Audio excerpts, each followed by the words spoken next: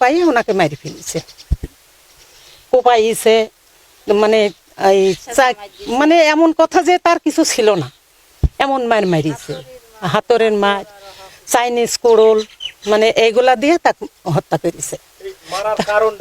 কারণটা এখন আমরা কিছুই বলতে পারিনি, আপনারা যাইনি দেখবেন আমাদের গ্রামে কোনো গন্ডগোল 2-1 বছরের ভিতরে কোনো গ্যাঞ্জাম নেই, কারোর সাথেই নাই, কোনো লোকের সাথেই তাদের গ্যাঞ্জাম নেই। আমার দেওরের সাথে কোনো গ্যাঞ্জাম নেই, সে গরিব মানুষ, সে খাইটি খায়। নোটের কথা, ওনারা নোটের মামলা করছে, শোনেন, ওদের নোট নিজের নোট নিজেই করছে, ওরা রাদানি করে খায়, ওদের গ্রামে ওদের সাথে কেউ পারে না, ওরা যাত্রার গালে চড় মারে।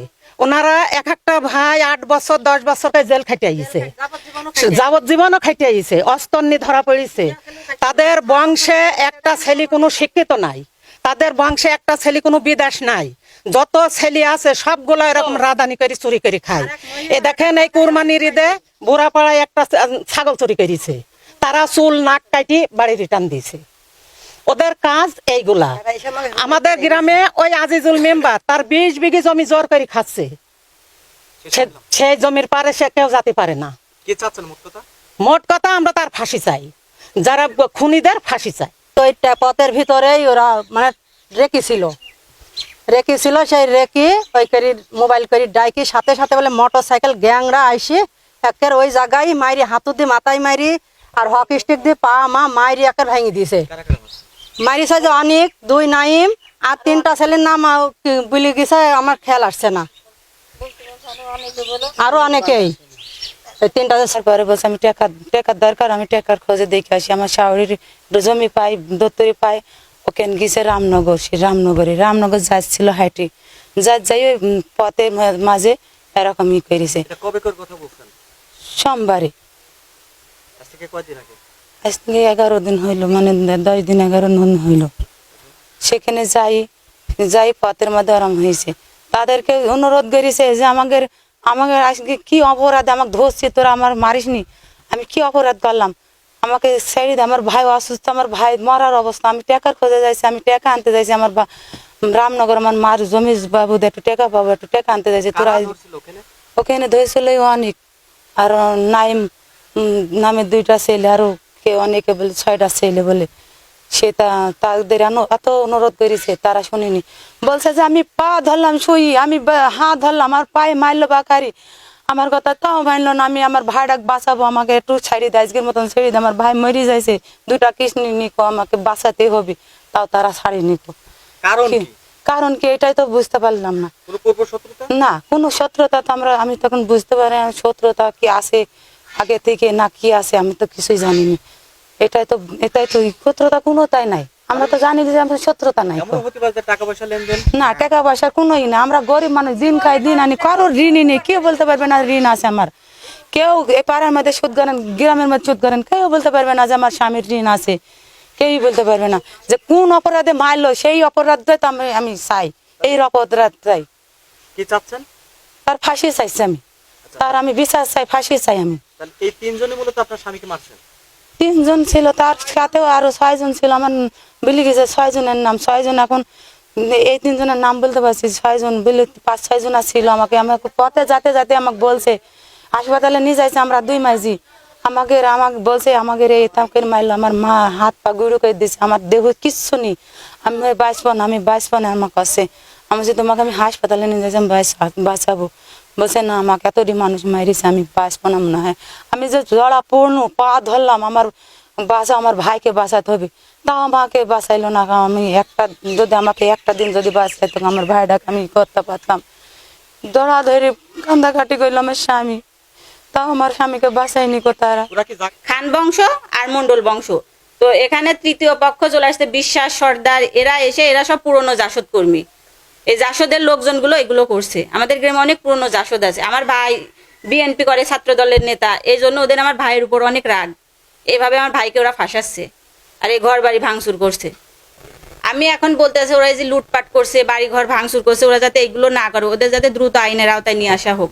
আর এই যে নিরীহ মানুষজনের ঘর বাড়ি ভাঙচুর করছে, আমাদের আত্মীয় স্বজন যারা আছে বাড়ি ঘর ভাঙচুর করছে, এদের যে ক্ষতিপূরণটা দেওয়া হোক, ওদের আইনের আওতায় নিয়ে এসে।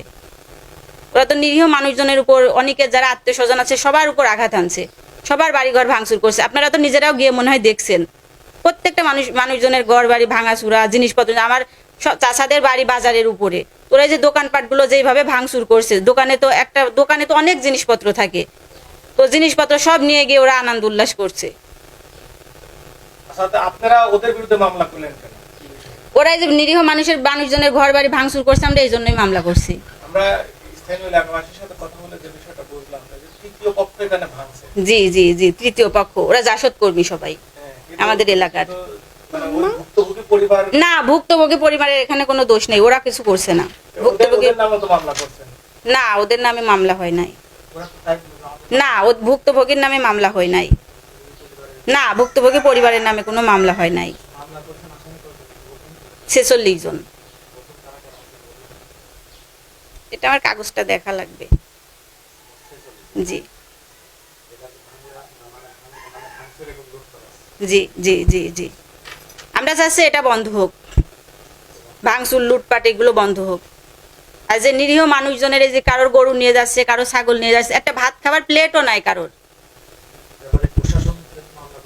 জি জি, ওনাদের সঙ্গে 2 দিন আর কোনো কথা হয় নাই। জি, ওনারা বললো যে আমরা এটার পদক্ষেপ নিব। আর ওরা যখন ভাঙচুর করে, পুলিশ প্রশাসন ওদের সামনে ছিল। পুলিশ প্রশাসন ওদের বলছে তোমাদের সবকিছু নেওয়া হয়ে গেছে, এবার তোমরা চলে যাও। পুলিশ প্রশাসনও তখন কিছু করি নাই। তাহলে পুলিশ কি ওদের পক্ষে কাজ করছে? এখন তো আমাদের সেটাই মনে হচ্ছে, ওদের পক্ষে কাজ করছে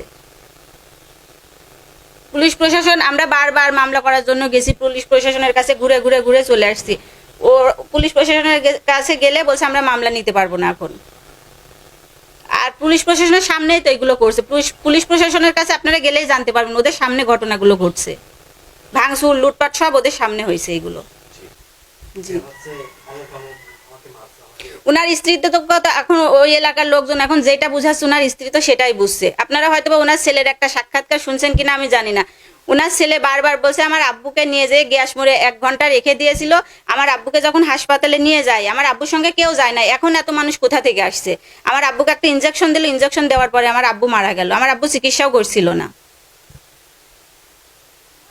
তাহলে এই ঘটনাকে আপনার পরিবেশ সবই কি সাজানো? আমার মনে হচ্ছে এই পরিবেশটা সম্পূর্ণটাই ওদের সাজানো। ওনার স্ত্রী তো বারবার বলছে যে আমার স্বামী যখন মারা যায়, আমার স্বামীর সঙ্গে কেউ ছিল না তখন। আমার স্বামীকে আমি হাসপাতালে নিয়ে গেলাম, একটা লোক ছিল না। এখন এত তৃতীয় পক্ষে এত লোকজন কোথা থেকে আসছে? ওরা এই যে লুটপাট করছে, ওনার স্ত্রীকে তো একটা কেউ কোনো কিছুই দিচ্ছে না।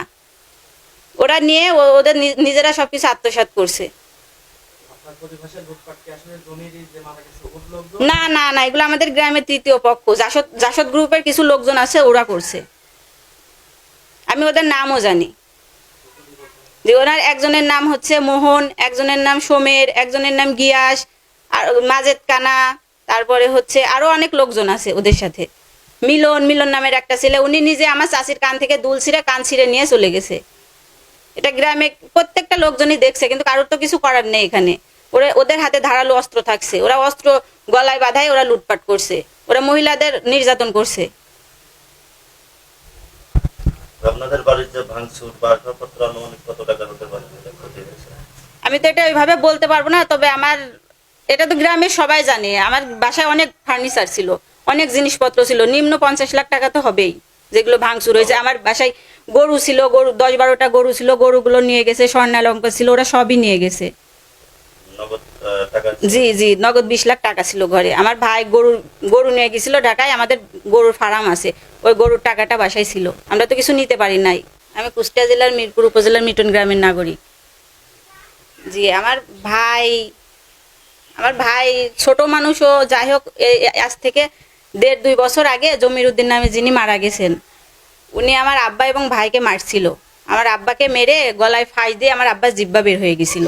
বের হয়ে গেলে আমার আব্বা কোনোভাবে পিছন দিয়ে আঘাত করে বের হয়ে আসছিল, আর আমার ভাইকে মেরে হাত ভেঙে দিছিল। এটা তো এলাকার প্রত্যেকটা মানুষ জানে, কিন্তু এটা নিয়ে পুলিশ কেসও হয়েছিল। আমার ভাইকে হাত ভেঙে দিছিল। তো তারপরে এটা এইভাবেই ছিল। তো যেদিনে ঘটনাটা ঘটে, গত 30 জুন আমার ভাই ঘরে শুয়েছিল। তো আমার ভাইকে একজন ফোন দিয়েছিল। ফোন দিয়ে ওরা আগে আক্রমণ করছিল, শুনলাম আমার ভাইয়ের নাকি গাড়ি নিয়ে যেতেছিল। ওরা গাড়ি ছিনতাই করে নিয়ে যেতেছিল, তখন ওরা ফোন দিলে আমার ভাই গিয়েছিল, গিয়ে ওরা শুধু 2 পায়ে আঘাত করছিল। ওরা শরীরের আর কোথাও কোনো জায়গায় আঘাত করি নাই। ওরা মেরে চলে আসার পরে ওদের লোকজন নিয়ে গিয়ে আমাদের গ্রামে গিয়াস মোড় নামে একটি মোড় আছে, তো ওই মোড় থেকে ওরা 1 ঘন্টা ওখানে রেখে দিয়েছিল। ওরা হাসপাতালেও নিয়েছিল না সঙ্গে সঙ্গে, না নেওয়ার কারণে এখন আমরা তো ওখানে উপস্থিত ছিলাম না, তো যেটা শুনতে পারছি ওরা নাকি নিজেরা আঘাত করে হাসপাতালে নিয়ে গেছিল। অন্যান্য জায়গায় অন্য কোথাও ওনার আঘাত ছিল না, শুধু 2 পায়ে আর এক হাতে। তো হাসপাতালে নিয়ে যাওয়ার পরে সন্ধ্যার পরে আমরা শুনতে পাচ্ছি যে উনি নাকি মারা গেছে। তো মারা যাওয়ার পরে আমার ভাই, যেহেতু আমার ভাইকে প্রধান আসামি করেছে, আমার ভাই তো ধরা পড়ছে, কিন্তু তারপরে ওরা আমার আত্মীয় স্বজন, আমার পরিবারের উপর, আত্মীয় স্বজন সবার উপরে ওরা প্রত্যেকটা রাত্রে ওরা বাড়িঘর ভাঙচুর, লুটপাট। আমার একটা চাচি আছে, আমার চাচিটার কানের দুল ছিঁড়ে কান ছিঁড়ে গেছে।